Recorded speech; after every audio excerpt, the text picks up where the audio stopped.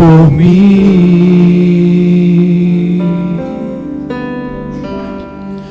Leve pra Deus tudo aquilo que eu preciso. Espírito Santo, use as palavras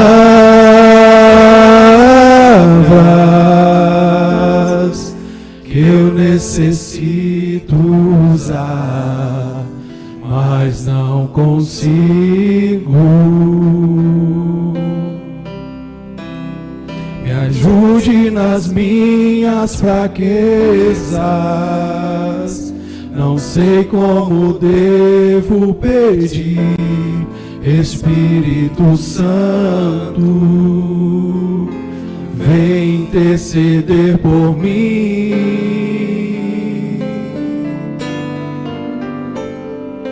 Todas as coisas cooperam para o bem daqueles que amam a Ti, Espírito Santo, vem orar por mim. Estou clamando, estou pedindo, só Deus sabe a dor que estou sentindo. Meu coração está ferido, mas o meu clamor está subindo. Estou clamando, estou pedindo, só Deus sabe a dor que estou sentindo. Meu coração está ferido, mas o meu clamor está subindo. Neste momento eu queria convidar você a ficar de pé, se colocar em atitude de oração, poder entregar esse momento agora ao nosso Pai, ao nosso Deus. Faça sua oração, coloque diante de Deus o seu coração, sua alma, deixe todos os problemas lá fora, todos os receios, anseios, medos, que nada possa atrapalhar nesse instante, esse momento a sós com Deus. Que cada homem aqui presente possa ser uma fortaleza, que cada homem aqui possa ser um modelo, possa ser um exemplo, possa entregar a sua adoração a Deus em espírito e em verdade. Que nada atrapalhe esse momento, nem celular, nem conversas, nem saídas daqui do templo. Que nós possamos dedicar o nosso melhor a Deus. Nós não estamos aqui para assistir um culto, mas nós estamos aqui para prestar culto. E você está aqui para prestar culto ao Senhor da sua vida, aquele que te libertou de um mundo mau, aquele que te libertou do reino das trevas e te trouxe para o reino do Filho do seu amor. Então você precisa ser grato a Deus. Você precisa ser grato por cada coisa, por cada detalhe. Afinal de contas, nem um fio de cabelo cai da sua cabeça se Deus não permitir. Nem uma folha cai da árvore se Deus não permitir. Ele te conhece desde o ventre da tua mãe. Ele conhece a tua estrutura. E Ele está aqui hoje para falar contigo. Então, preste a Deus hoje a sua melhor oração, o seu melhor louvor, o seu melhor culto. Ele quer sentir isso como um aroma suave. Senhor Deus Santo, Deus Pai, nós te entregamos, Senhor, este momento, te agradecendo, Senhor, pela tua obra remidora, porque tu enviaste o teu Filho amado, Jesus Cristo, a morrer por nós numa cruz. Nós, Senhor, que não merecíamos, nós, Senhor, que somos seres ingratos, pecadores, imundos, mas o sangue do teu Filho amado, Jesus Cristo, nos livrou, nos libertou de todo esse mal. E agora regenerados, ó Pai, porque naquele dia o véu se rasgou, nós podemos falar diretamente contigo. Nós temos acesso à tua presença, Senhor. E nós queríamos inicialmente pedir perdão pelos nossos erros, pelas nossas falhas, pelas nossas iniquidades, porque nós sabemos que o nosso pecado faz separação entre nós e ti. E queremos colocar em tuas mãos, Senhor, este culto que hoje vai acontecer. Abençoa cada irmão aqui presente. Abençoa o pregador de logo mais. Que as nossas vidas sejam consagradas a Ti. Nós rogamos, Senhor, que nós possamos fazer o melhor para Ti, porque Tu não aceita menos do que isso. Então ensina-nos, Senhor, a Te amar mais e mais, e nos dá um culto abençoado, em nome de Cristo Jesus. Amém. Todas as coisas cooperam para o bem daqueles que amam a Ti, Espírito Santo. Vem orar por mim. Estou clamando, estou pedindo. Só Deus sabe a dor que estou sentindo.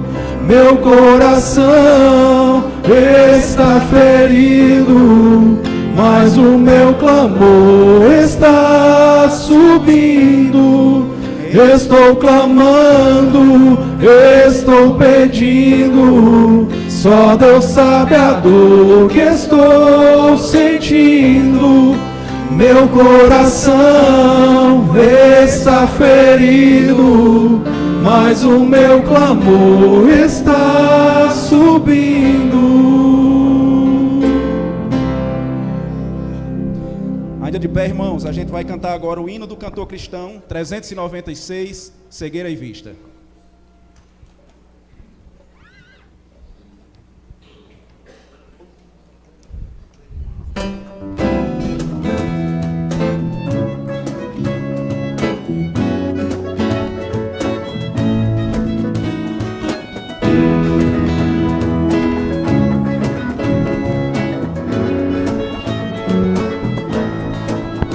Oh, quão cego eu andei e perdido vaguei, longe, longe do meu Salvador. Mas a glória desceu e seu sangue verteu para salvar um tão pobre pecador. Foi na cruz onde um dia eu vi meu pecado castigado em Jesus. Foi ali pela fé que meus olhos abri, e agora me alegro em sua luz.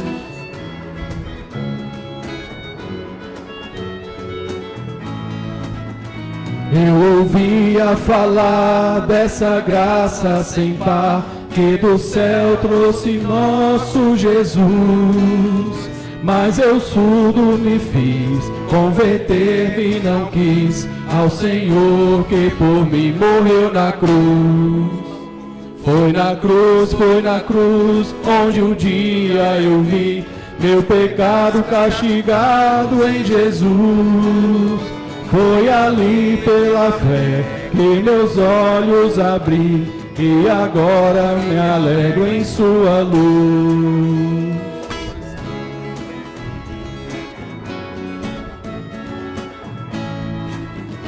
Mas um dia senti meus pecados e vi sobre mim o castigo da lei.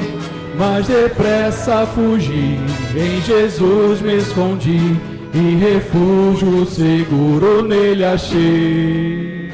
Foi na cruz, onde um dia eu vi meu pecado castigado em Jesus. Foi ali pela fé que meus olhos abri, e agora me alegro em sua luz.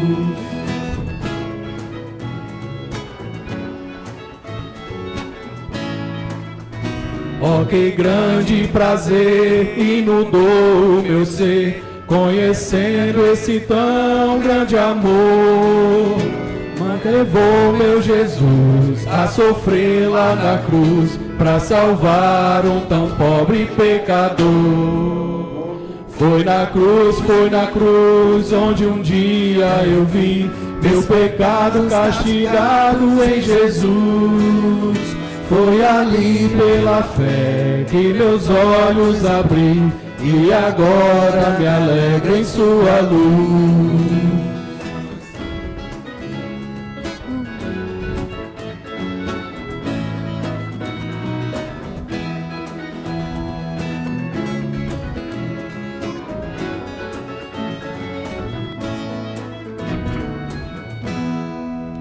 Amém. Sejam muito bem-vindos, irmãos. Podem sentar. É uma alegria poder receber todos vocês aqui em nossa casa, na casa do Senhor, aqui na Primeira Igreja Batista.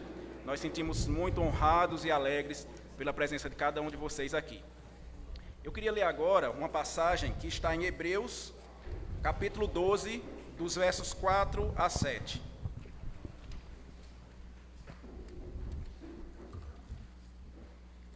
Carta aos Hebreus, capítulo 12, dos versículos 4 a 7.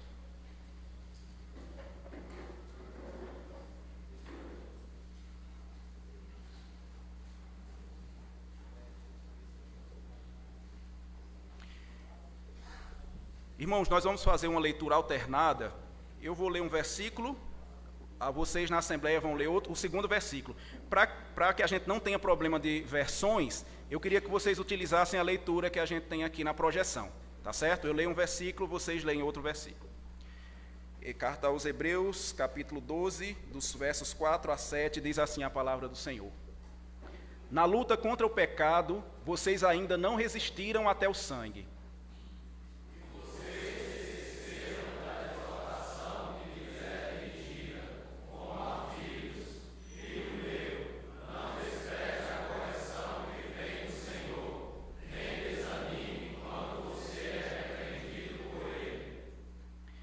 Porque o Senhor corrige a quem ama e castiga todo filho a quem aceita. É a disciplina que vocês perseveram. Deus os trata como filhos. E qual é o filho a quem o Pai não corrige? Amém. Vamos orar. Senhor, muito obrigado pela Tua palavra. Que Tu possa, Senhor, aplicá-la em nossos corações e mente, para que saiamos daqui, Senhor, sabendo mais e mais de Ti. Em nome de Cristo que Te damos essa oração. Amém. Irmãos, nós vamos ter agora um momento de ofertas. A gente vai cantar a música Dai-me um Coração Igual ao Teu. Queria dizer para as pessoas que estão nos visitando que não se sintam constrangidos. Este é um privilégio dos irmãos, crentes em Cristo Jesus, que são já batistas regulares, fazem parte da Sombrec. Se você está visitando, não se sinta constrangido, mas se Deus tocar o seu coração, pode ficar à vontade.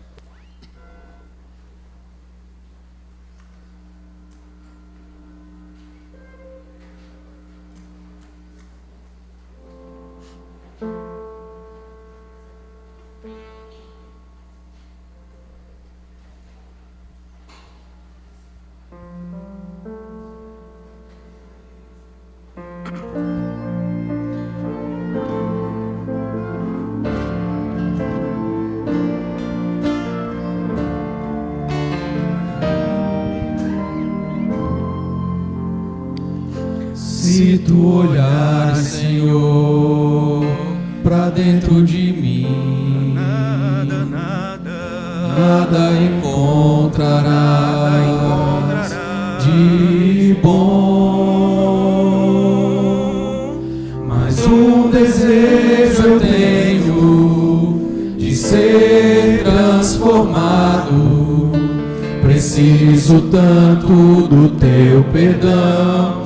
Dá-me um novo coração, dá-me um coração igual ao teu, meu mestre. Dá-me um coração igual ao teu, coração disposto a obedecer, cumprir todo o teu querer. Dá-me um coração igual ao teu.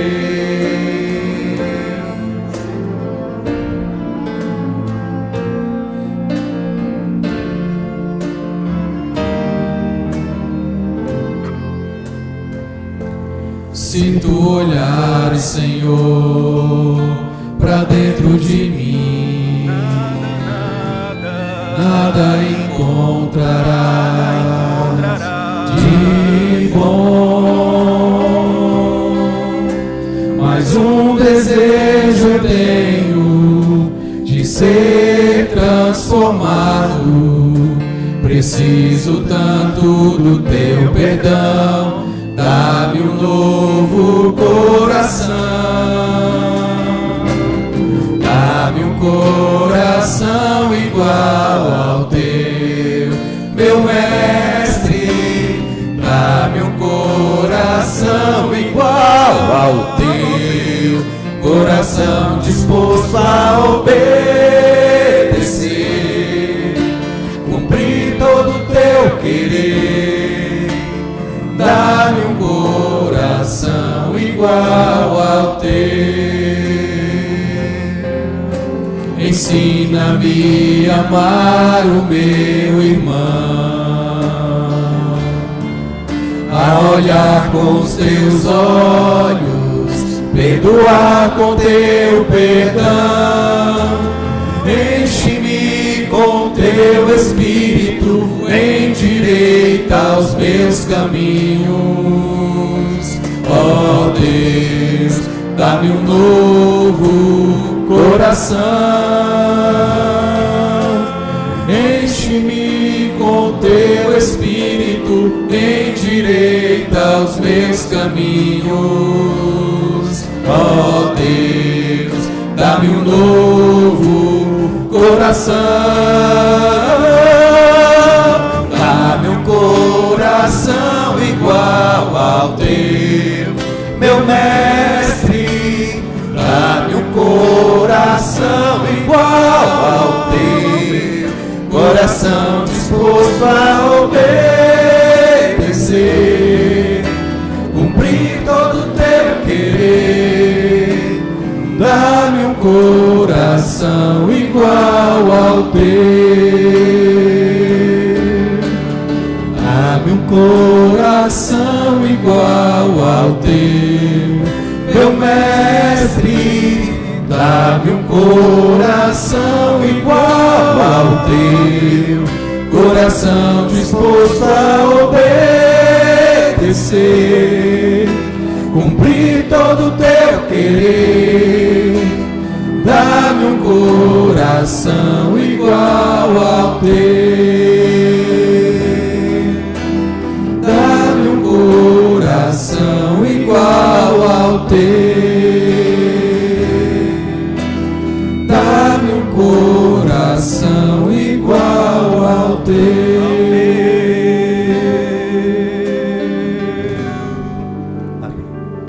Irmãos, queria convidar vocês mais uma vez a ficar de pé para a gente cantar o último hino antes de passar a palavra para o pastor Sóstenes. A gente vai cantar agora o hino do cantor cristão, número 328, Sossegai.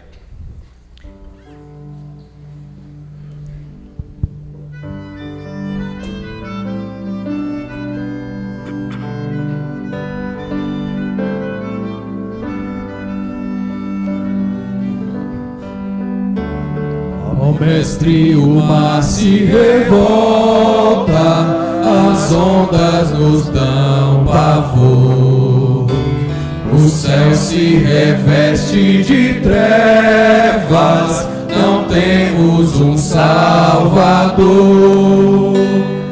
Não se te dá que morramos, podes assim dormir, se a cada momento nos vemos, se prestes a submergir. As ondas atendem ao meu mandar, sossegai. Seja o encapelado mar, a ira dos homens, o gênio do mal, tais águas não podem a naufragar, que leva ao Senhor, Rei do céu e mar. Pois todos ouvem o meu mandar, sossegai, sossegai, convosco estou para vos salvar. Sim, sossegai, sossegai.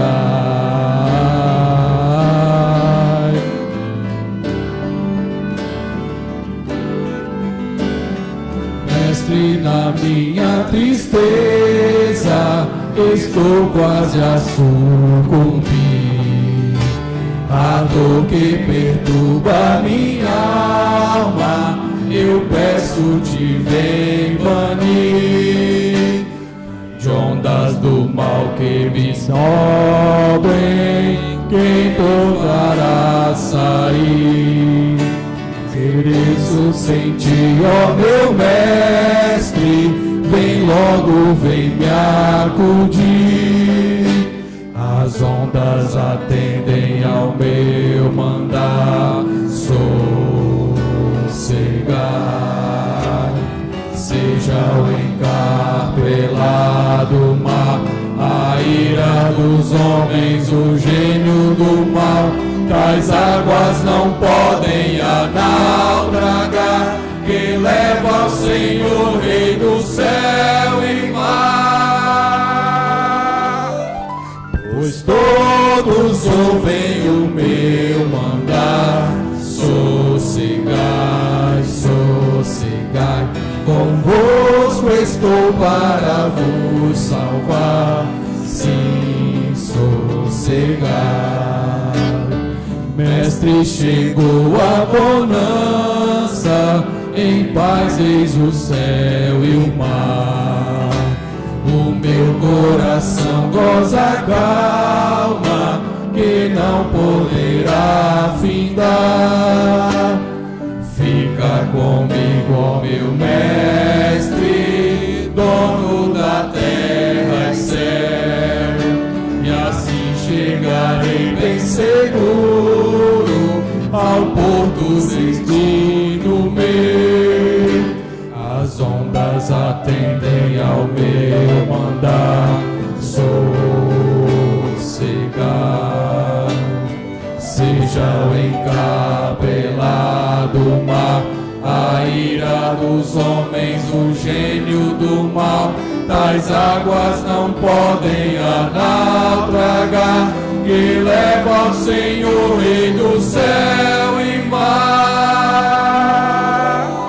Pois todos ouvem o meu mandar, sossegai, sossegai, convosco estou para vos salvar, sim, sossegai, sossegai.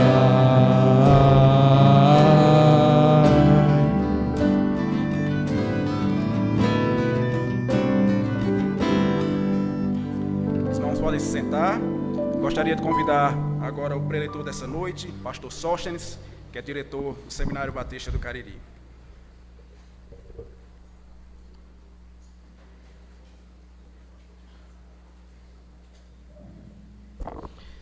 Boa noite. Prazer poder estar com os amados, participando do encontro da Sombrec, onde os homens com H maiúsculo aqui do Cariri se reúnem para adorar o Senhor, para conhecer mais da palavra dele, para servi-lo de um modo coletivo. E é um prazer dobrado poder estar ministrando a palavra do Senhor, então, nesta noite. Quero, em nome do seminário, também agradecer a Sombrec todo o investimento de oração que tem sido feito pelo seminário, pelos alunos, professores, por todos aqueles que compõem aquela instituição, e agradecer também de um modo especial as cestas que os irmãos têm sempre recolhido e enviado para os seminaristas, né? Tem chegado sempre em boa hora, tem suprido suas necessidades. Alguns aqui já foram, outros ainda são seminaristas e sabem a diferença que faz em alguns momentos do mês você olhar para o armário e de repente saber a notícia que tem alguns itens lá na recepção do seminário que você pode passar lá e pegar. Então, recobra o fôlego, né? Oba! Então, agradecemos muito o modo como Deus tem usado cada irmão, cada mão generosa em estar contribuindo. Estejam orando pelos nossos irmãos que estão ali estudando, por aqueles que estão ali ministrando as aulas, por aqueles que estão na administração, pelo conselho, pelas igrejas que enviam, que Deus esteja suprindo cada necessidade, dirigindo cada um de nós, diante de cada pedacinho que cada um tem na formação. E saibam que vocês também estão contribuindo com a formação teológica, com a formação pastoral, com a formação prática e espiritual daqueles irmãos para o ministério. Então vocês também estão participando deste ministério. Que Deus continue os abençoando.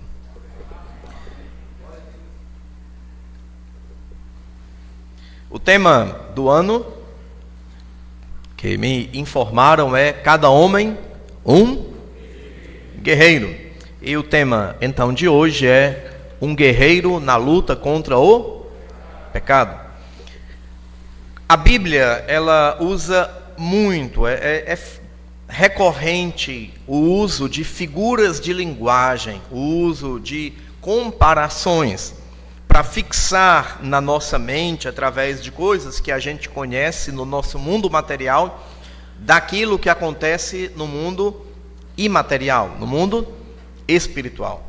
Nós percebemos metáforas como comparar a igreja, o seu relacionamento com Cristo, com a cabeça e o corpo. Então a igreja, ela é o corpo de Cristo e Cristo é o cabeça. Então não é que nós de fato, literalmente somos mãos, olhos, ouvidos, mas nós compomos um corpo espiritual cujo Cristo é a cabeça. Isso é uma metáfora, é uma imagem que se quer gravar na nossa mente, onde existe uma certa dependência, um relacionamento entre os membros, uma unidade, um gerenciamento direto, uma contribuição, um fortalecimento. Então tudo isso está presente nessa metáfora. Metáforas como ovelhas, que mostra a fragilidade, a dependência de um pastor, a vulnerabilidade aos perigos, aos ataques de feras, de outras coisas terríveis. São muitas, inúmeras as metáforas que a Bíblia usa.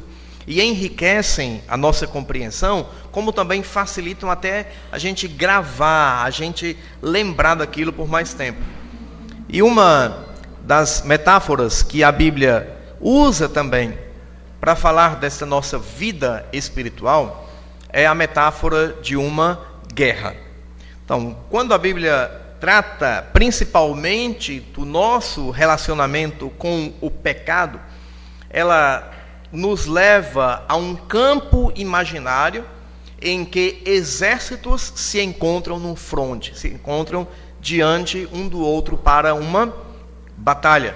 A ideia é de um adversário competindo com o outro, tanto que o próprio nome Satanás significa o quê?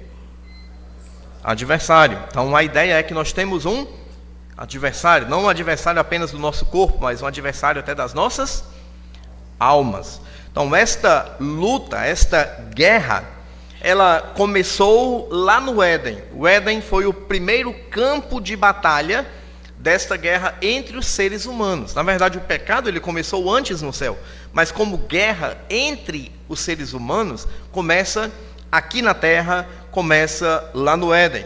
E nós percebemos que a primeira coisa pela qual se estava competindo, se estava lutando, era pela verdade. O que é verdade, o que é engano? Então a ideia inicial é que o homem, ele tinha que tomar uma decisão, ele tinha que escolher o que era a verdade para ele, de que lado do tabuleiro dessa guerra ele iria se comportar. Ele iria ficar do lado da verdade de Deus, ou ele iria ficar do lado da verdade de Satanás, personificado ali, possuindo uma serpente. De que lado, então, o homem iria se posicionar dali para frente? E esta guerra, também pela verdade, mas a guerra que envolve o pecado, ela vem se travando constantemente, ela vem se perpetuando, ela vem sendo repassada de geração a geração, porque todos nós já herdamos a natureza pecaminosa, nós já herdamos tudo o que nós precisamos para, assim que tivermos a primeira oportunidade de escolher entre o certo e o errado, o que é que a criança escolhe? O errado. Então esta guerra, ela é muito mais intensa do que nós podemos imaginar. São então apresentados ao longo da Bíblia 3 grandes inimigos. E esses inimigos, eles representam para onde nós devemos estar olhando com cuidado. Um dos grandes inimigos que nós temos é o diabo. Ele é descrito algumas vezes até como um leão que está rugindo, querendo devorar. O diabo, ele é alguém que quer nos destruir. Mas além do diabo, nós temos também um sistema global que é é liderado e governado pelo diabo. A esse sistema nós chamamos de mundo, não o planeta, não as pessoas, mas uma filosofia de vida, um conjunto de práticas e ideias, uma rebelião aberta contra o Criador. Mas tem um inimigo que ele é mais sutil e que muitas vezes nós fazemos por onde ignorar que ele está e partir para a batalha. Mas quais seriam esses recursos que nós temos e que nós deveríamos então estar utilizando nessa batalha, utilizando nessa guerra? O primeiro recurso que nós devemos estar utilizando é o ensino. Nós temos nas Sagradas Escrituras, através da Palavra de Deus, ficou pequenininho, não foi? Não sei se vai dar para ver, a fonte ficou menor do que eu imaginava quando estava elaborando. Se tiver como dar um zoom, não sei se dá, vai cortar, para poder quem está mais atrás poder ver. Acho que não dá não, né? Então, ensino. A Bíblia nos ensina a respeito disso. Eu queria convidá-los a inicialmente irmos para Hebreus capítulo 12.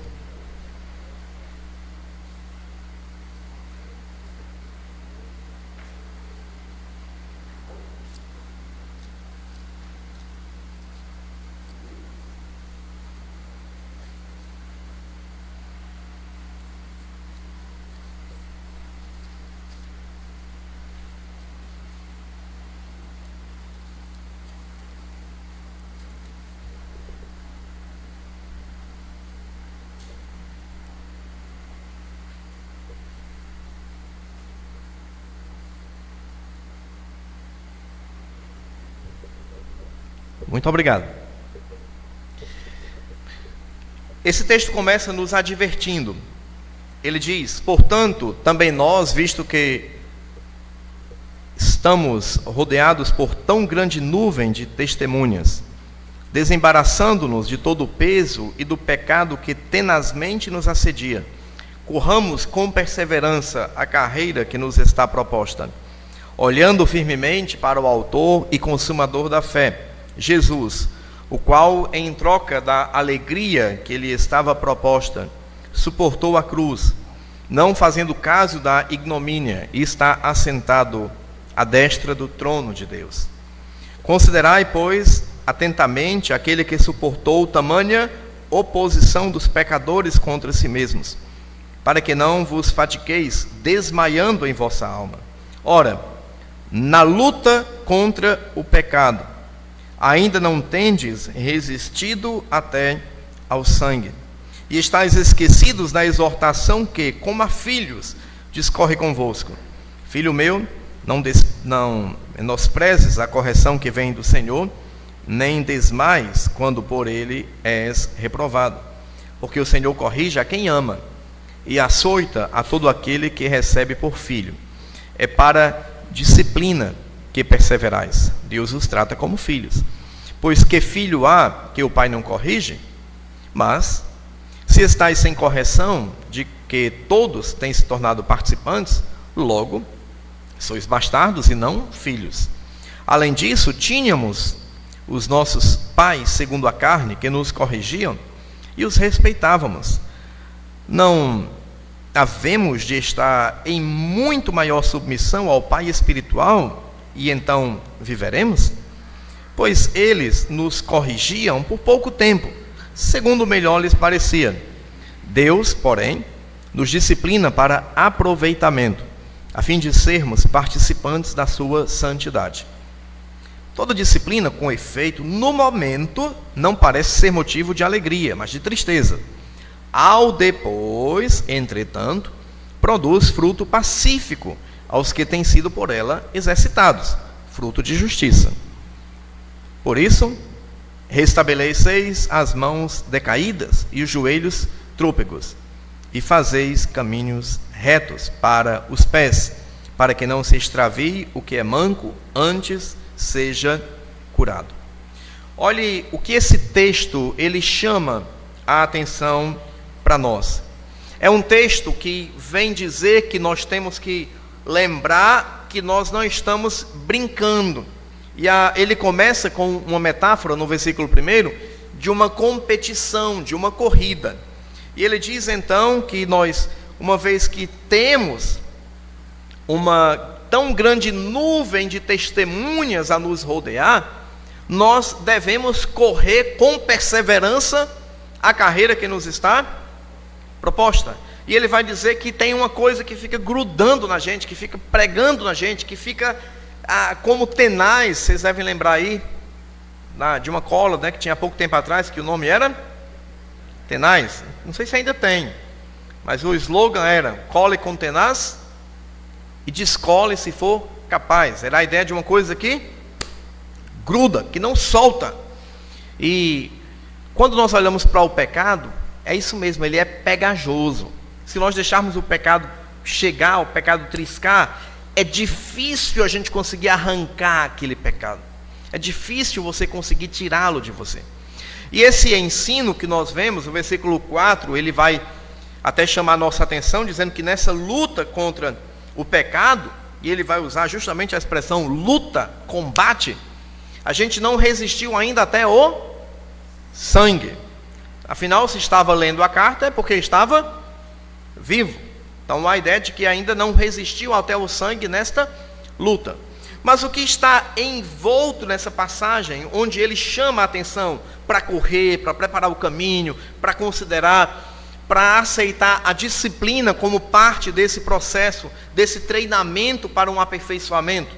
Então o que está envolto aqui? Em primeiro lugar, está envolta uma série de exemplos que nos são dados. Que exemplos são esses? Se nós voltássemos para o capítulo 11, o tempo não vai nos permitir, nós iríamos ver uma série de exemplos de pessoas que venceram por causa da sua fé. Ele vai falar de muitos, vai falar de Abel, vai falar de Abraão, vai falar de Sara, e ele termina o capítulo 11 dizendo que vai parar por ali, porque tinha tanta gente, mas tanta gente, que o mundo não era digno, que não iria dar tempo falar dessas pessoas todas. E essas são a tão grande nuvem de testemunhas. A ideia é, eles passaram o bastão, eles fizeram a parte deles, e agora entregaram para nós. Nos compete pegar esse bastão, nos compete pegar as armas dos coronéis, majores, capitães que se aposentaram e passaram para nós, assumirmos o posto e darmos então continuidade a esta guerra. São muitos exemplos que nós temos, exemplos nas escrituras de homens, de mulheres de Deus que pelejaram, que batalharam diligentemente pela fé. Pessoas que lutaram contra o pecado, seja contra o seu próprio pecado, seja contra o pecado entrando no meio da comunidade do povo de Deus. Pessoas que deram a sua vida, que foram martirizados nesta empreitada, nesta luta. Exemplos não nos faltam também aqui no Cariri, de homens, de mulheres de Deus que vieram para cá pregar o Evangelho num tempo não muito receptivo, num tempo muito hostil, num período em que era difícil para um crente dizer que era crente, pregar aquilo que ele cria, e mesmo assim eles assumiram esse posto. Nós temos diversos exemplos com os quais nós devemos nos apegar. Nós não podemos idolatrar uma pessoa, mas nós podemos imitar as coisas boas que essas pessoas fizeram. Podemos aprender também através dos exemplos negativos. Olhar onde Sansão fracassou, para que eu também não fracasse. Olhar onde Salomão fracassou, para que eu também não fracasse. Nós temos exemplos nas Escrituras, positivos e negativos, que devem nos colocar em alerta para ver que a guerra é séria, que a guerra custa um preço muito caro, e que às vezes pode custar até a nossa própria vida. Mas além dos exemplos que nós temos aí, você pode preencher o quadrado seguinte, o pontinho seguinte, com a exortação que nos é dada a respeito desta guerra. Tiago capítulo 1, a partir do versículo 19, creio que os irmãos até sabem esse texto memorizado. É o livro seguinte, aqui bem pertinho, depois de Hebreus.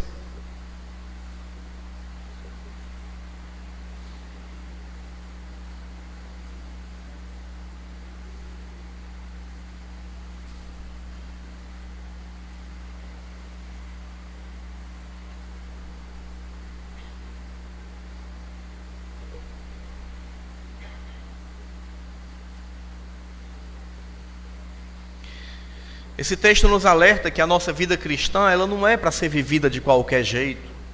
Não podemos ser espectadores. Nós não vamos apenas ficar olhando para as nossas armas, olhando para o nosso uniforme, olhando para o campo de batalha. Nós temos que tomar uma atitude. O texto diz: sabeis estas coisas, meus amados irmãos. Todo homem seja, pois, pronto para ouvir, tardio para falar e tardio para... Porque a ira do homem não produz a justiça de Deus. Parece que a gente faz o contrário, né?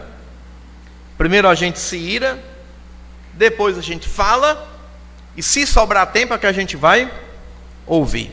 Mas o texto ensina o contrário.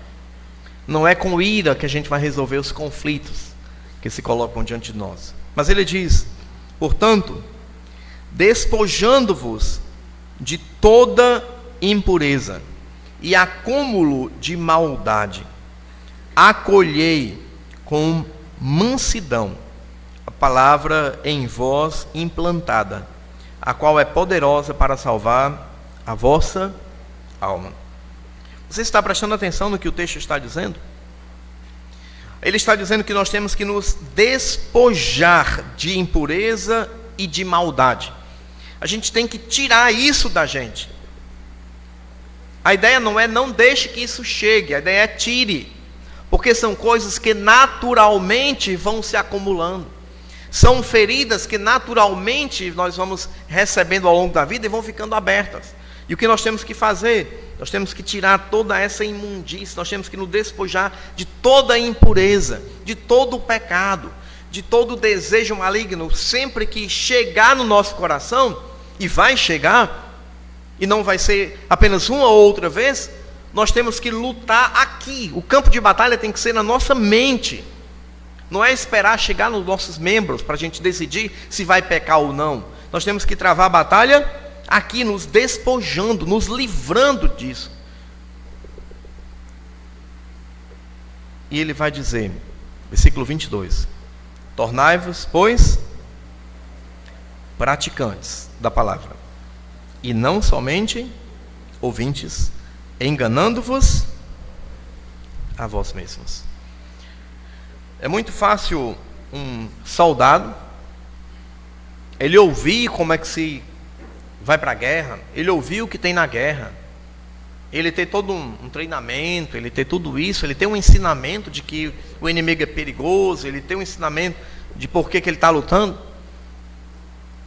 Mas enquanto está sendo falado, ele está ouvindo, e depois ele vai para o Instagram, vai para o Facebook, se é que alguém ainda usa Facebook hoje, ele vai para as mídias sociais, ele vai olhar como é que está a questão das prisões aí, lá do Supremo, ou daqui, ou da acolá, quem está isso, quem está aquilo, e ele está tão envolto nas coisas desta vida, que ele se desliga de olhar que ele tem algo muito mais importante para se preocupar. Eu não estou dizendo que o crente, ele não precisa assumir suas responsabilidades como cidadão, escolher bem seus representantes, criticar aquilo que ele discorda, e algumas vezes protestar pacificamente contra algo que vai contra a sua fé, que vai contra os bons costumes. Eu não estou dizendo que ele não tem que fazer isso. O problema é que nós temos visto pessoas que estão vivendo em função de política, vivendo em função de dinheiro, vivendo em função de coisas materiais que se vão com o tempo. Eu tenho que deixar meus filhos com uma boa profissão. Eu tenho que conseguir que eles tenham um excelente curso, uma excelente instituição, e vivem em função de projetar seus filhos simplesmente para que eles se deem bem neste mundo. Mas esquecem que mais importante que isso é projetar os seus filhos para se darem bem no outro mundo que virá. Temos visto pessoas correndo de um lado para o outro, atrás disso, daquilo outro, e esquecendo-se de pôr em prática tudo aquilo que estão aprendendo das Escrituras, domingo após domingo, quarta após quarta, porque está com o coração e a mente tão cheio de coisas dessa vida, que infelizmente não sobra tempo, nem para meditar, muito menos para praticar aquilo que tem. E como fica uma guerra assim? Em que o soldado foi alistado, foi enviado para um determinado campo de batalha, mas quando chega ali naquele lugar, ele começa, não, mas eu acho que essa bodega aqui deveria ser desse jeito. Não, eu acho que isso aqui, ele então começa a se envolver tanto com aquelas coisas, que de repente o que ele se esqueceu? Da principal batalha, que nem percebeu que estava se envolvendo. Nós temos que abrir os nossos olhos, porque essa guerra ela é invisível. E não adianta olhar no espelho e dizer, não, eu estou bonitinho, ou eu tenho que ajeitar isso aqui. Você sai do espelho e esquece de como estava o seu rosto natural. Ao continuar, ele diz, porque se alguém é ouvinte da palavra e não praticante, é como um homem que vai lá no espelho, olha o seu rosto natural, mas quando sai, esquece da sua aparência. Mas aquele que considera atentamente na lei perfeita, na lei da liberdade, e nela persevera, não sendo ouvinte negligente, mas poderoso praticante, esse será bem-aventurado no que? Realizar. Onde está o nosso coração? Qual é o motivo da nossa existência? Aqui não precisa você responder audivelmente, mas eu queria que você respondesse no seu coração. Quando você levanta de manhã, ou antes mesmo de levantar, quando você abre os olhos e começa a pensar no dia que vem pela frente, quais são os seus primeiros pensamentos? O que lhe motiva a levantar naquele dia? Qual é o seu propósito?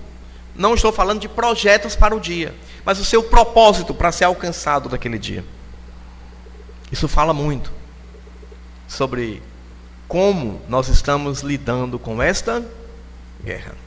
As pessoas mais vulneráveis nesta guerra são aquelas que não atentam para os exemplos, que não dão ouvidos às exortações e ficam com os braços cruzados, conversando na praça, enquanto o inimigo está a destruir muitas e muitas almas. Mas além de exemplos, além da exortação, esse ensino, ele também se manifesta através de um encorajamento. E agora, olhando para Pedro, nós podemos enxergar como este encorajamento, ele chega para nós. Queria pedir a algum irmão para ler 1 de Pedro, capítulo 2, versículos 11 e 12.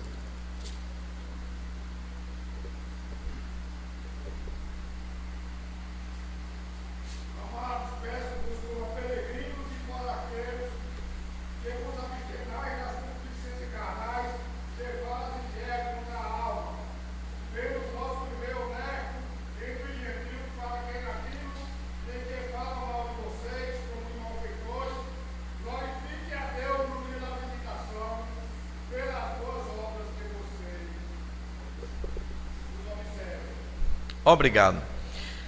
Aqui nós temos o aspecto positivo da exortação, que é o encorajamento. Não é dizer, tire isso, se livre daquilo, pare com aquilo outro, olhe no espelho.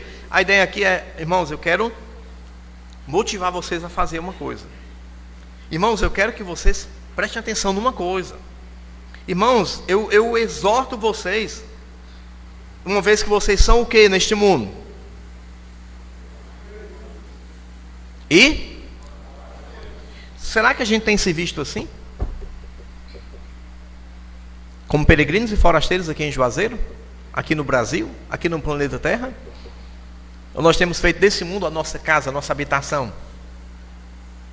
Ele diz, olha, vocês que se veem como peregrinos, como estrangeiros, que de fato são, eu rogo a vocês, eu exorto a vocês, que se abstenham, que fujam, que evitem, que lutem com todas as suas forças. Contra o quê? As paixões carnais.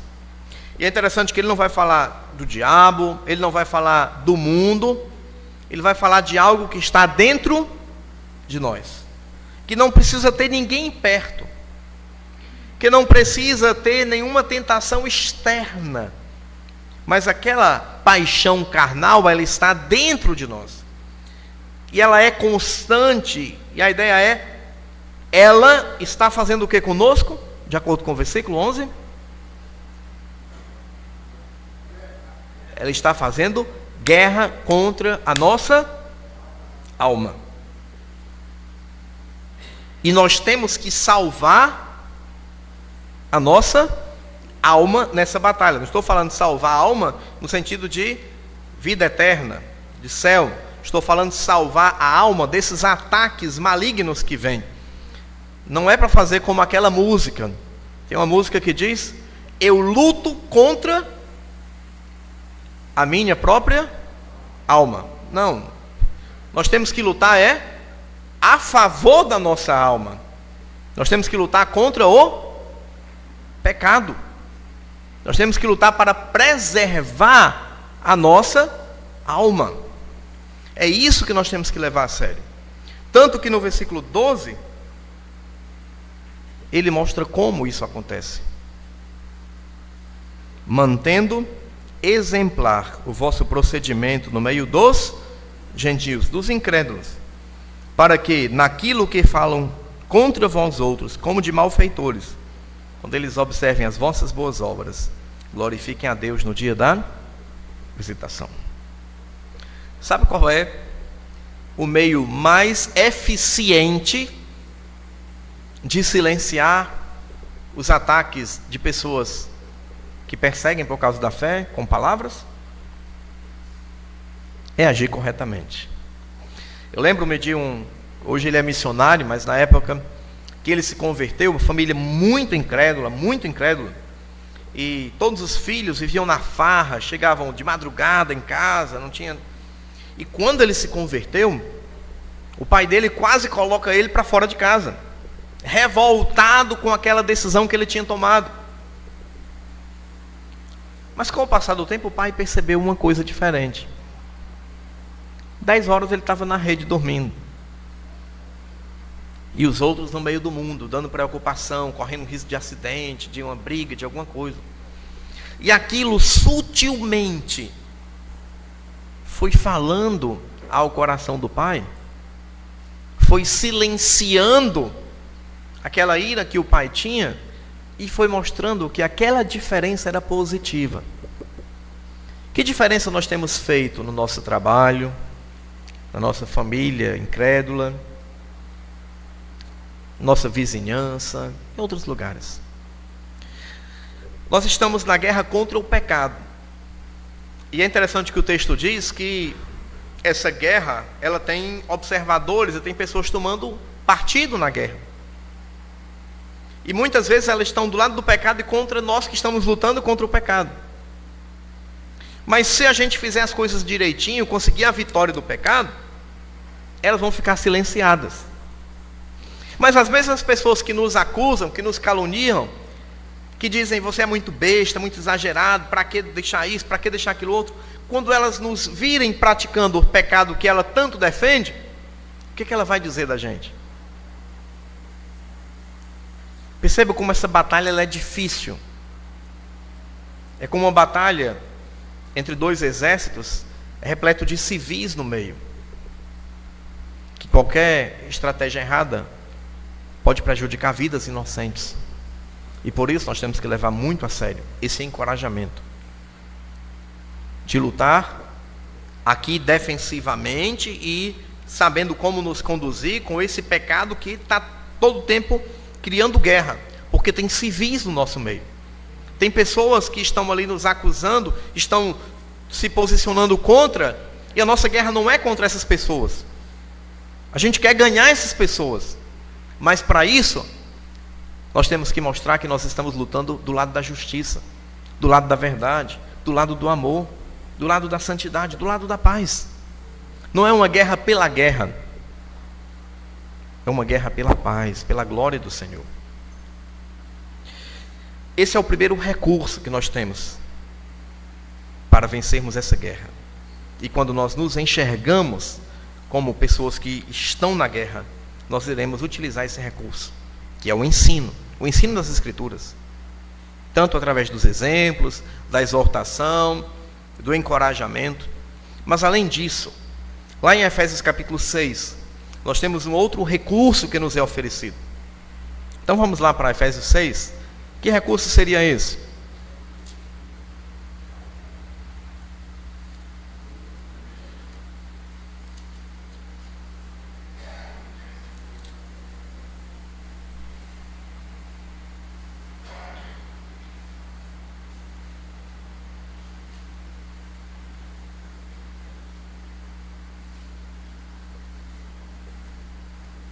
Vamos ler primeiramente versículos 10 e 11 de Efésios capítulo 6.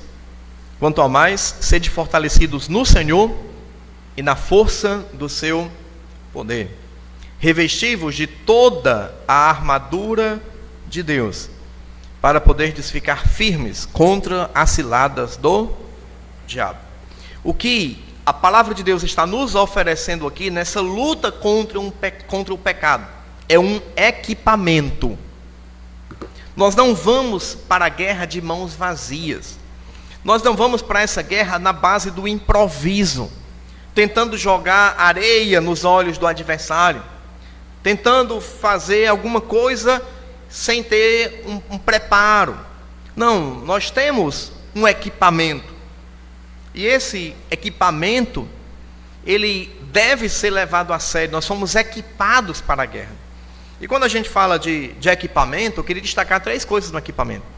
Primeiro é uma estrutura, que nós temos um aparelhamento para conseguir vencer esta batalha. Imagine bem, um soldado, um policial, que vai então trabalhar aí ostensivamente, mas que ele não pode usar um cacetete, uma algema, um revólver, que ele está descalço. Ele vai conseguir ser eficiente no seu serviço? Não. Ele tem que estar bem estruturado, bem aparelhado.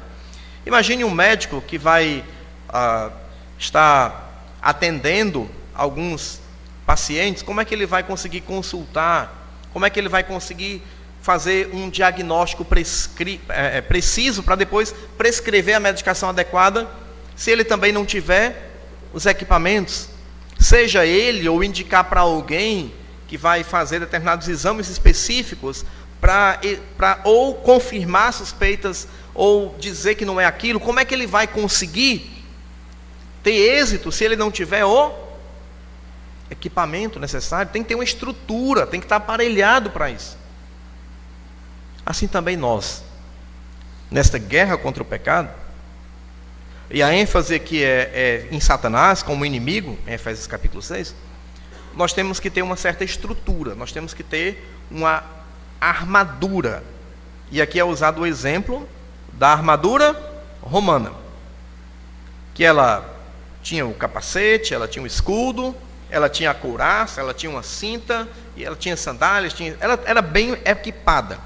Obviamente, se fosse no contexto de hoje, que fosse dar o exemplo, o armamento seria diferente. Mas a ideia aqui é daquilo que se tinha de melhor na época. E é comparado, é feita uma metáfora, com esse recurso que nós temos. E essa estrutura é composta pelo quê? Ele vai dizer, primeiro, se lembre, a nossa luta, versículo 12, nós não estamos lutando contra carne, nem contra sangue. A nossa luta é contra principados e potestades do ar. Nós estamos lutando contra o quê? É contra os dominadores deste mundo tenebroso. É contra as forças espirituais do mal nas regiões celestes, nas regiões espirituais. Então, lembra, a luta não é contra a sua esposa, não é contra o seu filho, não é contra o seu patrão, não é contra o líder de uma outra religião, não é contra aquela outra pessoa. Não, a sua luta é contra um inimigo invisível e espiritual. Então não adianta atirar em quem está sendo colocado apenas como um escudo humano, porque você não vai atingir o inimigo. A nossa luta não é contra O nosso corpo não é contra nós mesmos, mas é contra o pecado, que luta na nossa alma, que se manifesta na luta de Satanás e que o mundo tanto o venera. E ele vai então descrever algumas partes dessa estrutura que nós devemos ter. Ele diz que nós temos que tomar toda a armadura, não pode tomar só uma parte, porque senão continuamos ficando vulneráveis. E como seria toda essa armadura?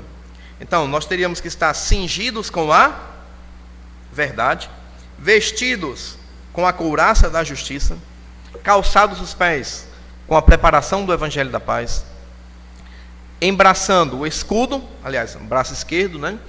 O escudo na salvação, mas também tomando a espada do Espírito, que é a palavra de Deus, né? Escudo, da fé, e a espada do Espírito, que é a palavra de Deus. Olha que todo o corpo está protegido.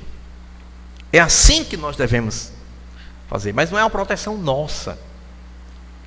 Esse recurso ele está disponível, é um equipamento que Deus nos fornece para que a gente possa usar, usufruir e desfrutar para a nossa própria defesa e benefício.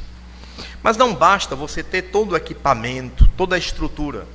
Você também tem que ser equipado com o quê?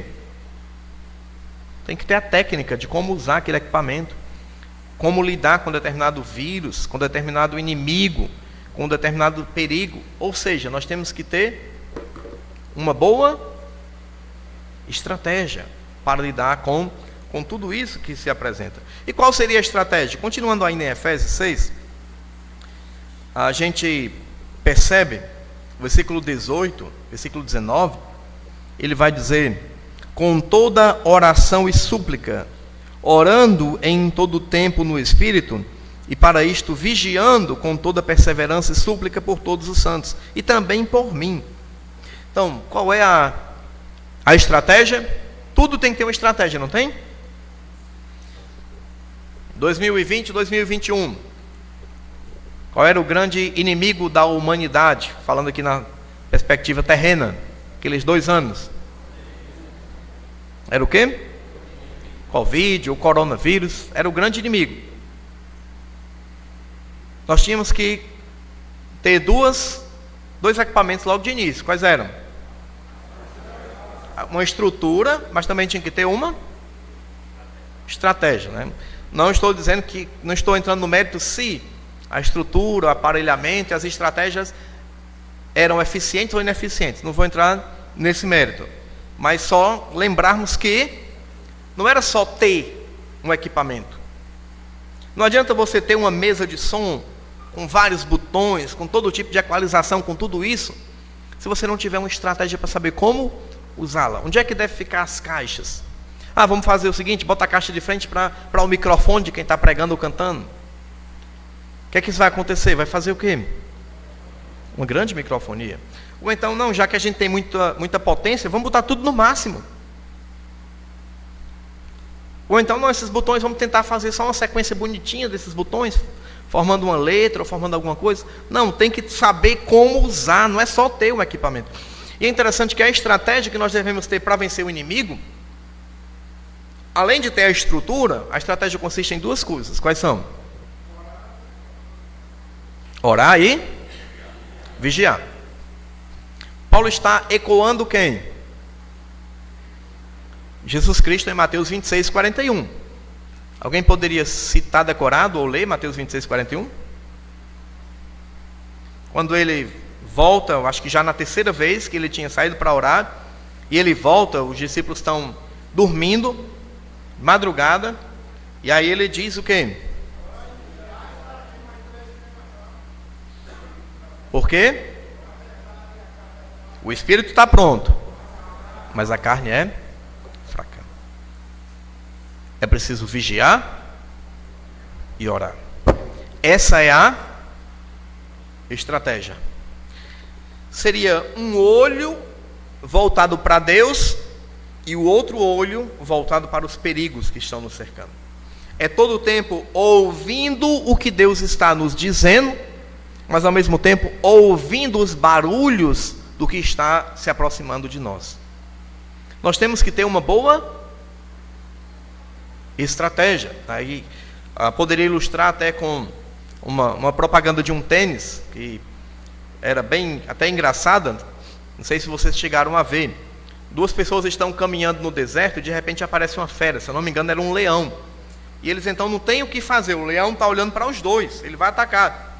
Aí o cara calmamente, ele abre a mochila, bem serenamente, para não chamar a atenção do leão, ele calça o tênis no pé, ele bota nos pés, e aí o colega que está com ele diz: você acha que com esse tênis você vai conseguir correr mais do que o leão? Ele disse: não, eu só preciso correr mais do que você. Essa era o quê? A estratégia dele. Se ele conseguisse correr mais do que aquele outro, então a presa seria o outro que o leão ia pegar.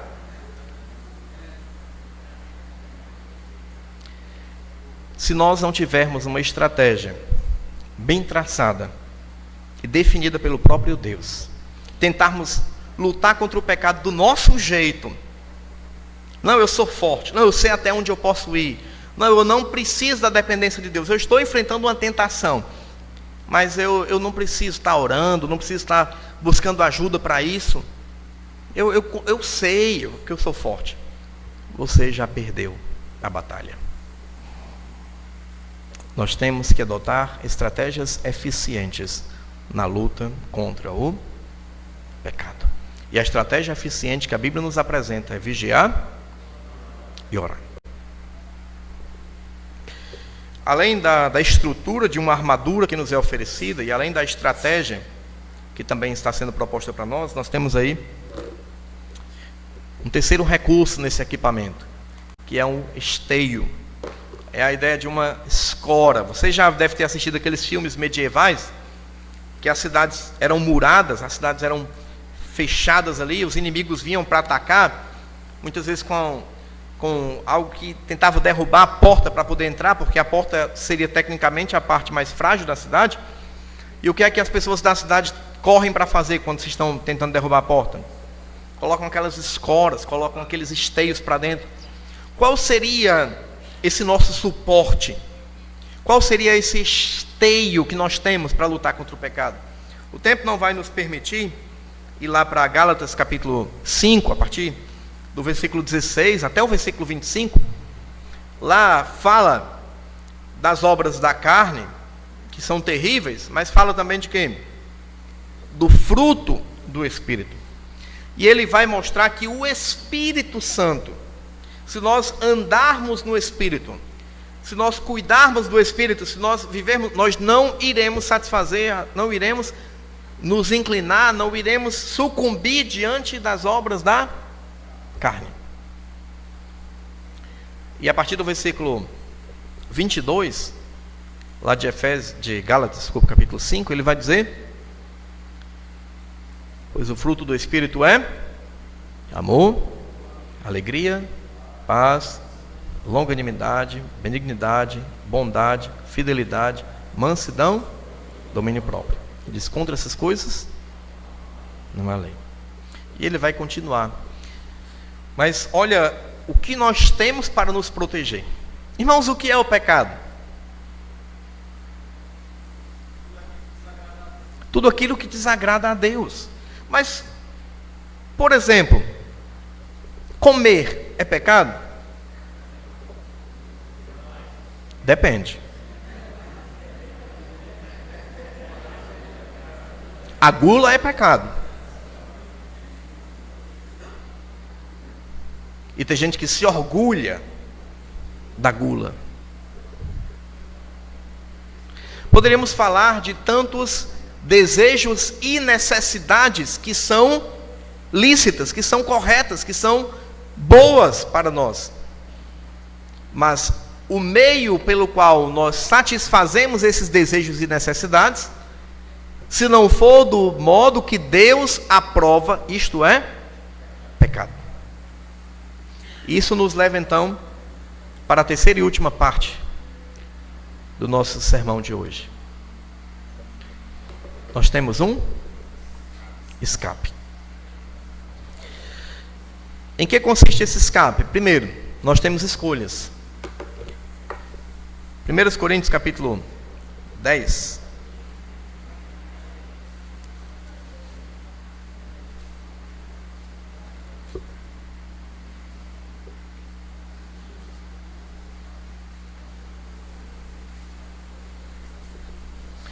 É interessante que, se você observar, esses versículos que nós iremos ler, eles estão colocados depois de dar o exemplo do fracasso do povo de Israel lá no deserto. É tanto que ele vai dizer o que no versículo 11? O 11. Estas coisas lhes sobrevieram como exemplos que foram escritas para advertência nossa, e nós outros sobre quem os fins dos séculos têm chegado. Então a ideia é, tudo que está mal feito no povo de Deus ao longo da história é bom para a gente, tem um propósito positivo para a gente, porque a gente não precisa cair nos mesmos erros que eles caíram. Quando você vai numa estrada e vai um carro na sua frente, uma estrada esburacada, isso é bom ou ruim para a gente? É bom por quê? Porque quando ele freia lá na frente, você já sabe que tem que fazer o quê? Frear. Quando você vê ele caindo no buraco, você sabe que tem que fazer o quê?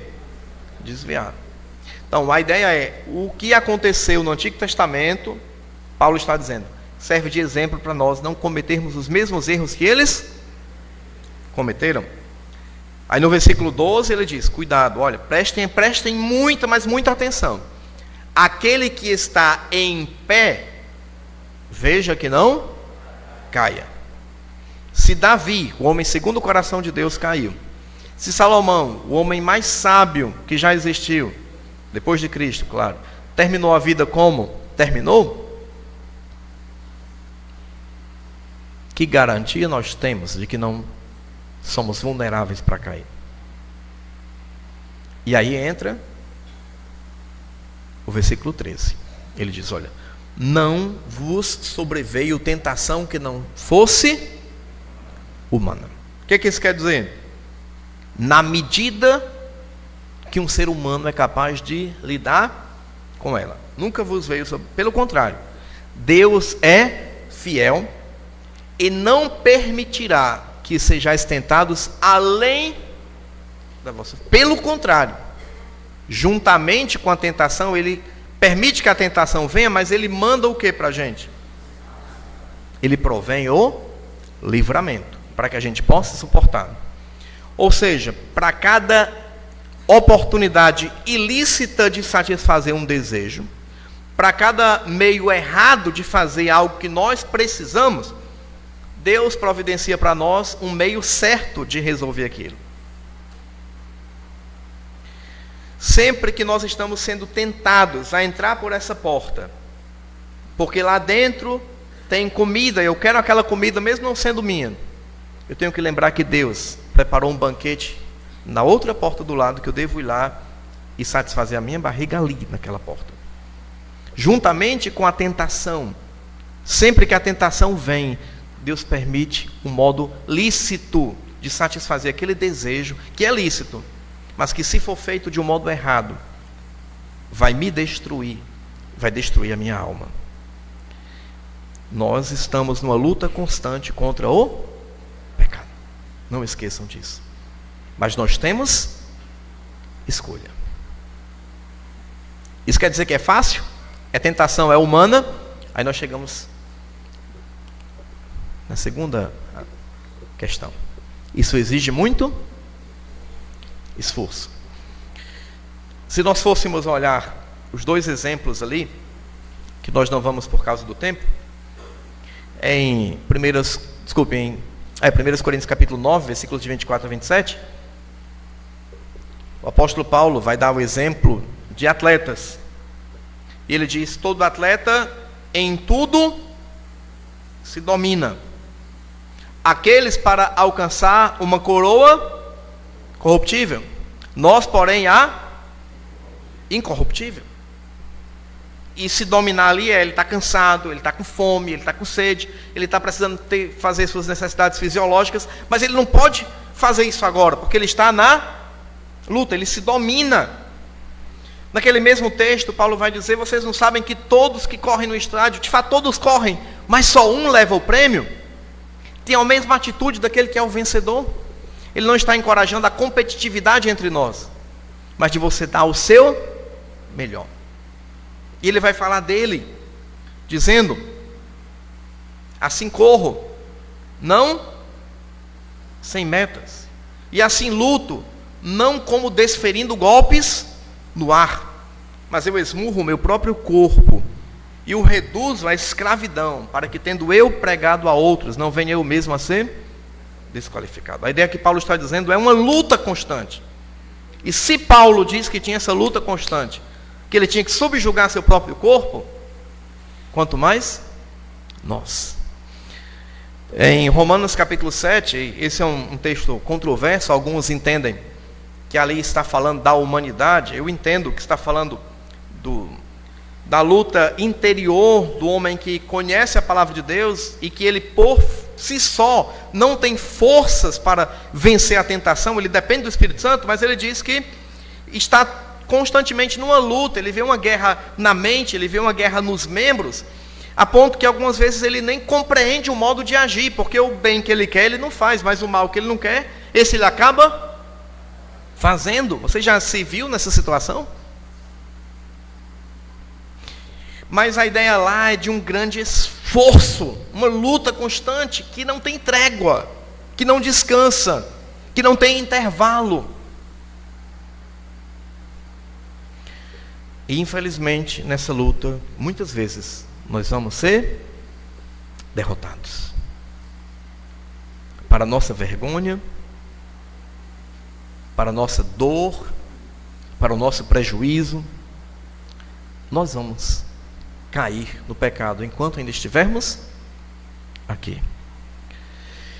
E essa queda no pecado, ela pode se dar por descuido, ela pode se dar por você alimentar a tentação, ela pode se dar por você querer chamar a atenção das pessoas, identificando-se com elas, e eu quero mostrar que eu também sou capaz de fazer o mesmo que os outros estão fazendo aí.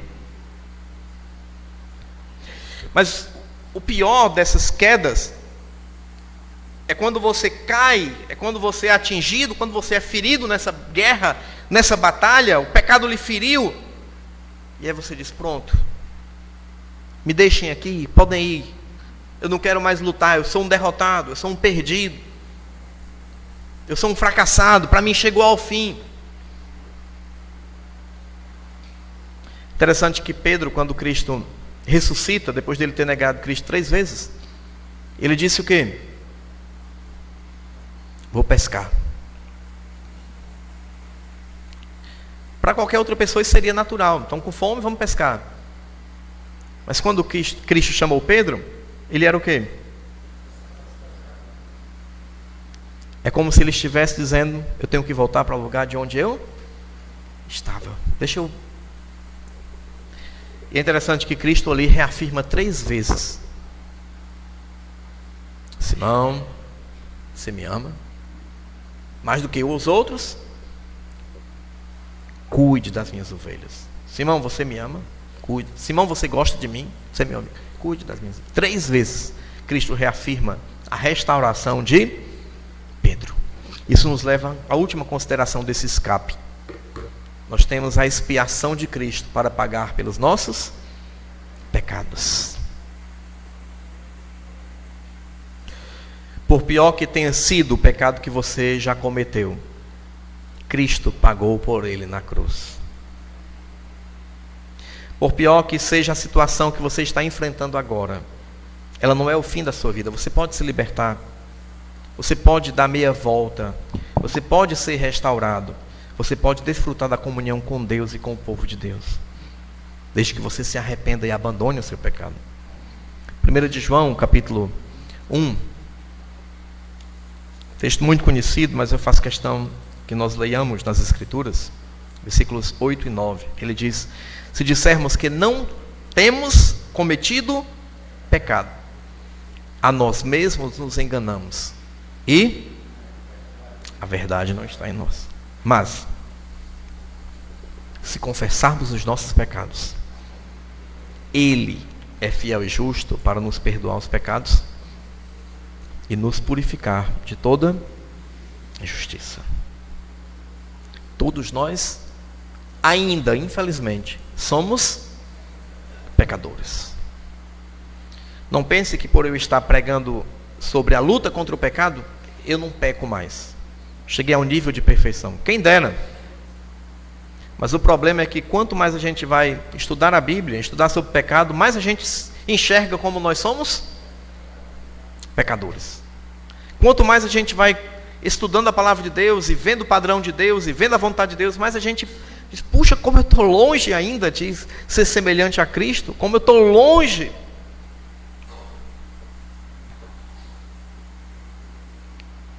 A vitória sobre o pecado começa quando nós reconhecemos que todos nós estamos sujeitos a cair no pecado. E temos que lutar para não cair. Temos que aproveitar esse escape que Deus nos dá. A escolha. Nós temos que estar num esforço contínuo contra o pecado. Mas quando nós cairmos, nós não podemos entregar a batalha e dizer, pronto, perdi, tudo acabou, é o fim da minha vida, não tem mais volta. Não, tem sim. Confesse o seu pecado. Se arrependa. Abandone o seu pecado. E Ele é fiel e justo para perdoar e purificar. O escape é necessário. E aqui eu estou falando do escape da pena do pecado. Ele pagou na cruz. Mas o escape até para nós vivermos uma condição de alguém que não conseguiu dar a volta por cima. Em Cristo, nós somos mais que vencedores. Não porque nós somos melhores do que o pecado, mais fortes do que o pecado, mas porque Ele na cruz morreu para pagar pelos nossos pecados. E quando nós lutamos contra o pecado, nós não devemos lutar para ser salvo, para se manter salvo. Não. Ele já fez isso, Ele garantiu para nós na cruz a nossa salvação. Nós lutamos contra o pecado e nos empenhamos para vencer o pecado, é porque nós já somos salvos. É porque nós já estamos no exército que é inimigo do pecado. É porque nós já morremos para o pecado. E é porque nós amamos aquele que é ferido com o nosso pecado. E nós não queremos estar participando do fogo amigo e atingindo o nosso general com nossas balas pecaminosas. E quando a gente erra um tiro e acerta nele, isso deve nos causar uma grande dor no coração. Porque nós sabemos que aquele que se constitui amigo do mundo se torna inimigo de Deus. Não tem como ser neutro. Ou nós estamos lutando contra ou a favor. E quem com Cristo não ajunta, espalha. Mas em Cristo nós temos a redenção dos nossos pecados. Amém. Vamos orar.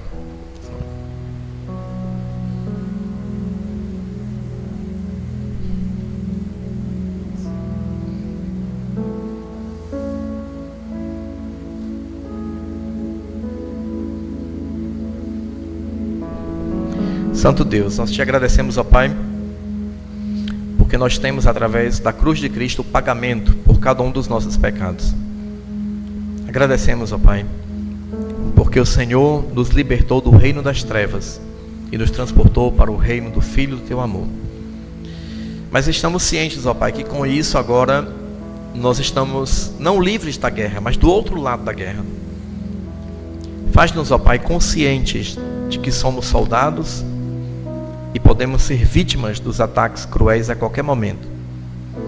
Nos faz, ó Pai, estarmos instruídos sobre isso, considerando os exemplos, a exortação, o encorajamento da Tua palavra. Mas também, ó Pai, faz com que nós estejamos nos apegando ao equipamento que o Senhor nos dá, toda aquela estrutura da tua armadura, com a estratégia adequada de vigiar e orar, e nos apoiando, ó Pai, no esteio do Espírito Santo, para nos proteger, para nos guardar, para nos conduzir.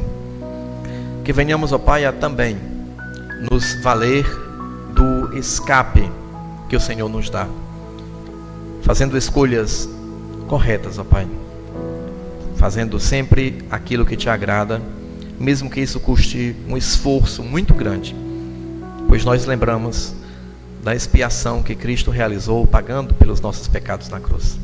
Deus, Senhor, nos abençoe e nos faça vitoriosos nessa luta pelo pecado, não por nós, mas por meio daquele que nos amou. É o que nós te oramos no nome do teu Filho Jesus. Amém. Pensando bem, só a presença de Jesus na minha vida justifica tanta coisa sem saída. É realidade que eu não posso me afastar.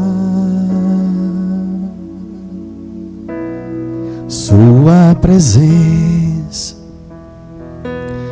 me encoraja, me anima todo dia. Sem Jesus Cristo eu já não sei o que seria. Um vivo morto sem poder me levantar.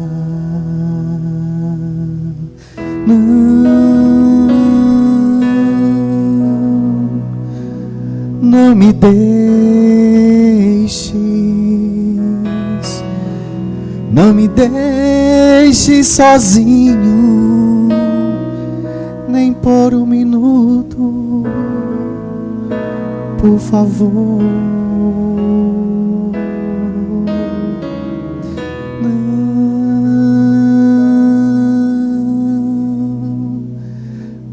Não me deixes,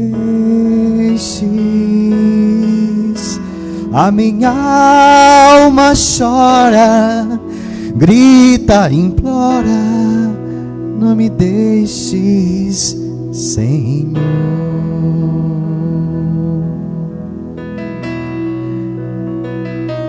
Se tu me entendes e não me censuras, embora eu sei que te aborreço, mas eu te peço, por favor, meu Deus, esqueça as muitas falhas que cometo contra ti. Se for preciso me exortar, fala comigo, estou ouvindo. Fala comigo, acordado ou dormindo, ou aqui mesmo, se quiseres, quero ouvir.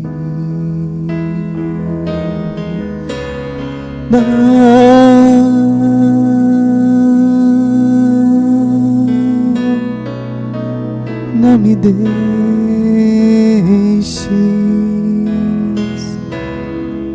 não me deixes sozinho, nem por um minuto, por favor.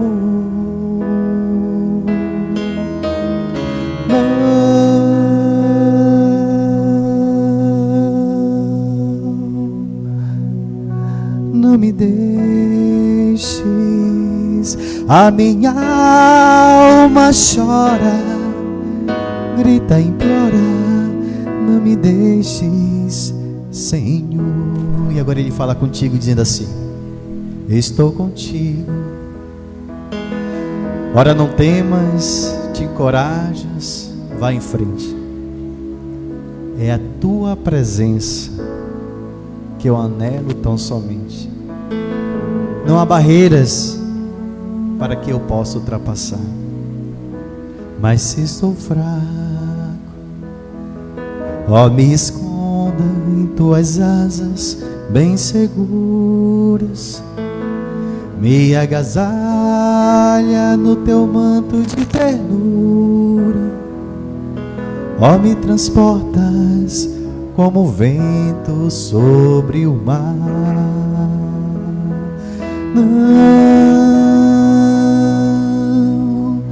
Não me deixes,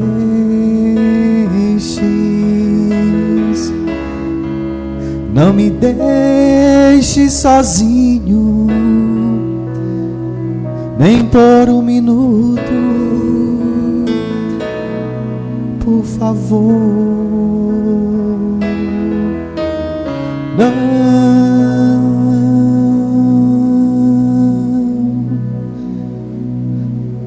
Não me deixes.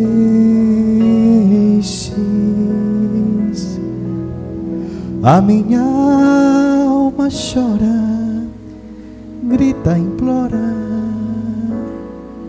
Não me deixes, Senhor. Amém. Amém.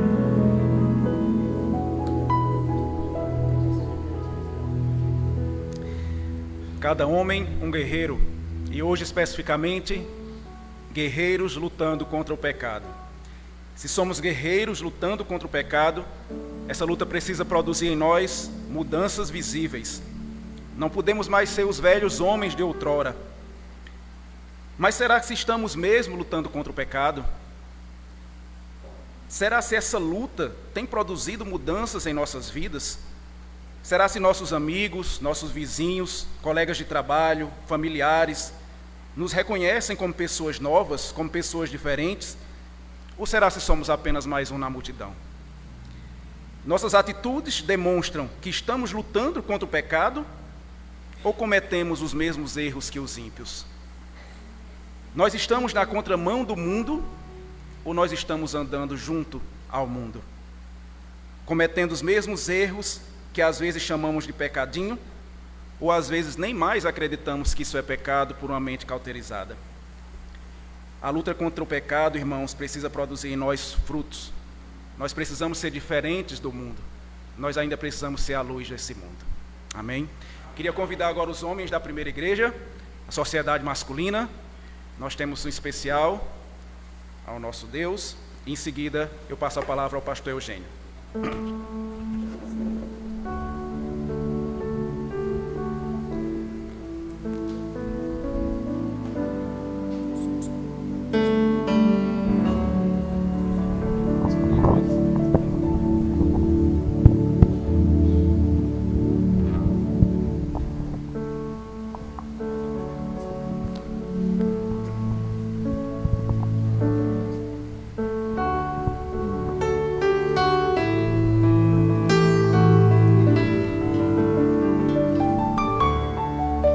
Te agradeço, meu Senhor.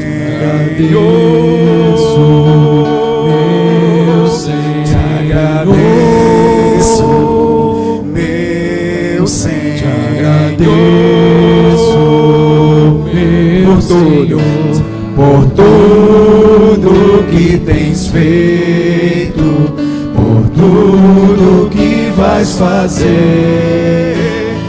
Tuas promessas e tudo que és, eu quero te agradecer com todo o meu ser. Te agradeço, meu Senhor. Te agradeço, meu Senhor. Te agradeço, meu Senhor. Te agradeço, meu Senhor. Te agradeço por me libertar e salvar, por ter morrido em meu lugar. Te agradeço, Jesus, te agradeço, eu te agradeço, te agradeço. Vamos ficar de pé, cantar do início. O que tens feito, por tudo que vais fazer, por tuas promessas e tudo que és, eu quero te agradecer com todo o meu ser. Te agradeço, meu Senhor, meu Senhor, te agradeço, meu Senhor, te agradeço, meu Senhor, te agradeço por me libertar e salvar, por ter morrido em meu lugar. Te agradeço, Jesus, te agradeço, eu te agradeço, te agradeço. Amém, irmãos. Podem sentar. Pastor Eugênio.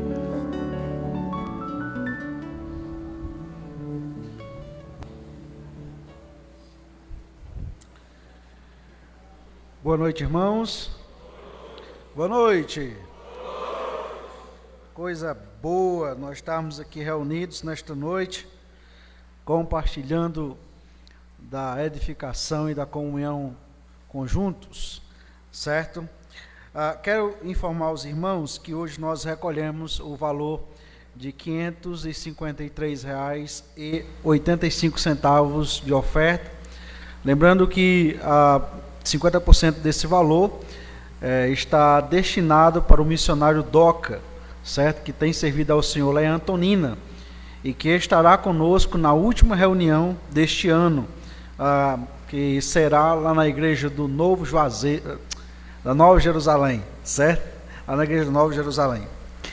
Muito bem, irmãos, vamos aqui para rapidamente chamar das igrejas, o tempo já avança. E eu quero convidar aqui dois irmãos, irmão Paulinho, secretário da Sombrec, e chamar também o irmão J. Arnaldo, que é conselheiro da Sombrec, para eles me ajudarem aqui nesta contagem.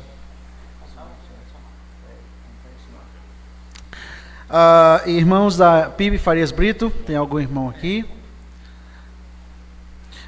Da Graça, Igreja Batista Regular da Graça, no Crato. Igreja Batista Regular Maranata, no Crato. Igreja Batista Calvário, no Crato. Igreja Batista, Primeira Igreja Batista do Crato, PIB Crato. Certo. Igreja Ebenezer, no Crato. Certo. 5, meu irmão, eu sou da Ebenezer também. Ainda sou da Ebenezer. Congregação do Parque Grangeiro. Congregação Missão Filadélfia. Certo. Congregação Santa Fé. Hoje eu lembrei, viu, irmão? Hoje eu lembrei hoje. Congregação Adonai. Congregação Muriti. Certo. Igreja Esperança. Obrigado, irmãos.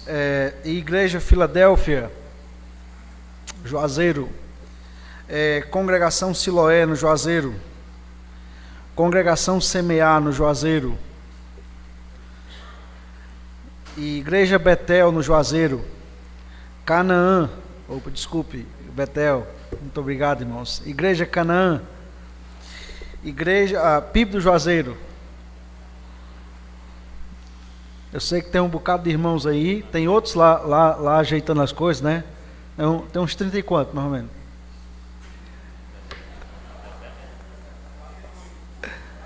Tá bom. 17 aqui com 5 lá. Quase 30. A Igreja da Paz. Igreja Batista Glória da Paz. Igreja Batista Glória da Paz será a igreja que sediará a próxima Sombrec no dia 1º de agosto, se Deus assim nos permitir. Igreja Batista Regular Nação Santa, Nova Jerusalém. Igreja Batista Regular Nova Jerusalém.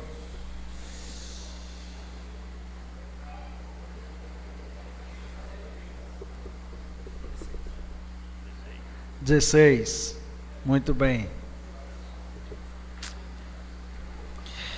Congregação Emanuel, no Juazeiro. Igreja Batista da Betolândia, no Juazeiro.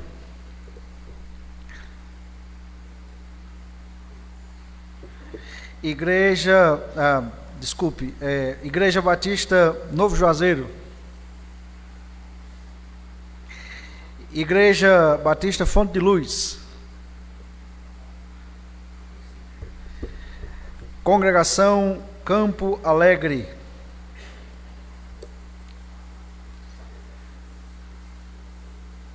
Certo. Do Juazeiro está faltando alguém? Igreja Batista da Fé. Rapaz, como é que pode, né? Homem sem fé, só eu, viu? Igreja Batista da Fé. Rapaz, tá vendo? Sempre tem que faltar uma, né, rapaz? Como é que pode? Mas daqui pro final do ano vai sair tudinho de uma vez. Tá caminhando, tá caminhando. Igreja Batista Monte Sião. Igreja Batista Diadema. PIB Barbalha. Sítio Cabeceiras. Congregação Sítio Cabeceiras. Igreja Batista Regular de Jardim.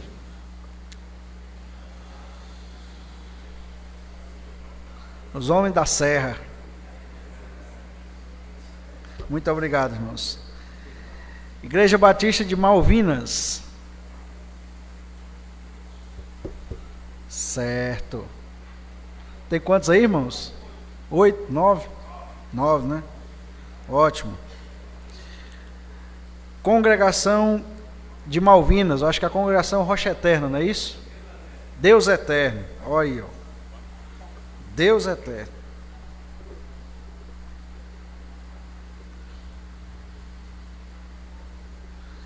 Congregação Missão Nova. Igreja Missão Velha. Milagres. Igreja de Milagres. 15? 10? Para 15 só falta 5, né? Queria 15. Graças a Deus, irmãos. Aí, benção. Os irmãos vêm aí de longe, né? E eu sempre digo, irmãos, eu tenho dito para os irmãos da minha igreja que é extremamente motivador ver os irmãos que vêm de longe, né? Muitos deles, eles saem do trabalho lá e saem, nem tomam banho, muitas vezes já vêm do trabalho direto, porque não dá tempo, né? Se esforçando para estar aqui com a gente, e isso é sempre motivo de alegria. Igreja de Mauriti. Olha aí, ó. Muito bem, meus irmãos. Igreja Alto Vermelho.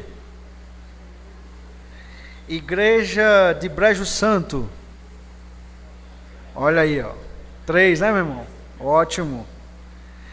Igreja Batista do Barro. Aí. Mais irmãos de longe também têm chegado. Muito obrigado. Tem alguma pessoa que está nos visitando esta noite? Não é das nossas igrejas batistas regulares, mas está conosco aqui esta noite? Ótimo. Tem 5. Tem um lá. Muito obrigado. Eu quero dizer para vocês que nós somos muito alegres pela sua presença aqui e dizer que nós estamos felizes em poder compartilhar desse momento com você. Hoje nós tivemos um total, segundo os irmãos aqui, de 180 homens aqui na primeira igreja, servindo ao Senhor. É bênção, irmãos? Glória a Deus por isso. Vamos ficar em pé e vamos orar ao Senhor. Enquanto você fica em pé aí, o irmão J. Arnaldo, que é 1 minuto aqui, você pode contar. Se ele passar de 1 minuto, aí tá lá, irmão. Vai lá. A Rocha já está contando. Paz e a graça, quem diz amém? Irmãos, só 2 itens na oportunidade. Obrigado, pastor Eugênio, aí, pela oportunidade.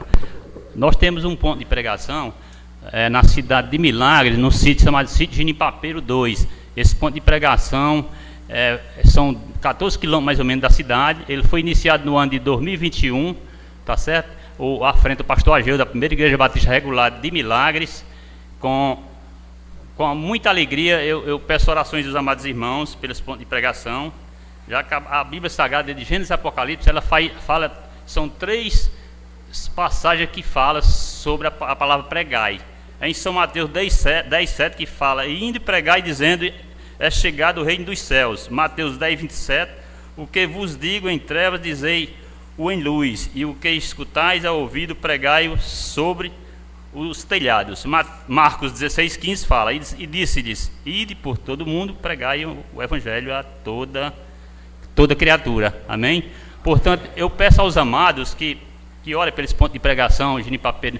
Nós começamos lá, eu, pastor Ageu, o irmão Mauro, e depois veio eu, pastor Ageu, o irmão Mauro, aí acrescentou o irmão Williams, que mora na Vila Rosário, uma benção perto da barragem, e também o pastor Aurílio. Então tem sido muito bom. As ofertas saem lentamente, mas está saindo. Os irmãos orem pelo esse ponto de pregação. E o segundo item, para finalizar, é com muita alegria, o Damiãozinho, né? Que é da Nova Jerusalém, à frente lá o pastor Josinaldo. O irmão Damiãozinho, ele vai para São Paulo, sim. Vai no Passado de Ferro, né? Irmão? Irmão Paulinho, ele vai viajar porque Deus quer. Então, orem por esse projeto, a viagem do irmão Damiãozinho, nos 15 km aproximadamente, lá em São Paulo. O irmão já sabe, no final do ano, 31 de dezembro, para a virada do ano, tá bom? Só agradeço, um abração a todos, amém.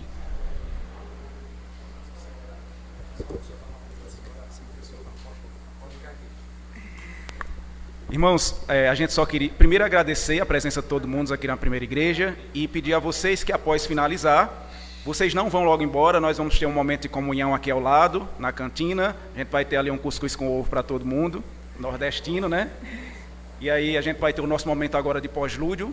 Pode entregar ao Senhor esse momento e o pastor Eugênio vai conduzir a oração.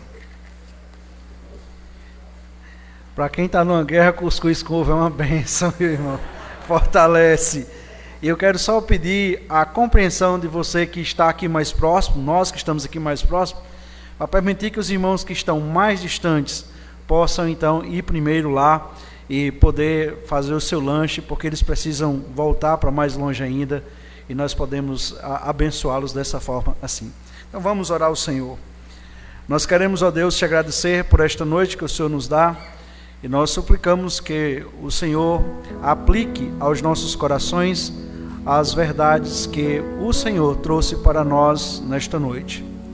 Ó Pai, que o Senhor nos ajude para que na luta contra o pecado nós possamos avançar e sermos vitoriosos a cada dia.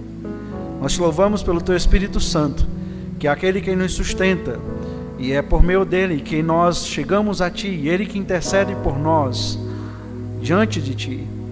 Então nós te louvamos por isso e suplicamos que o Senhor nos ajude para que nós, caminhando firmes e avante, possamos concluir bem a carreira que o Senhor propôs para nós, olhando para o autor e consumador da nossa fé. É em nome dele que nós oramos, em nome de Jesus. Amém. Boa noite, Deus os abençoe.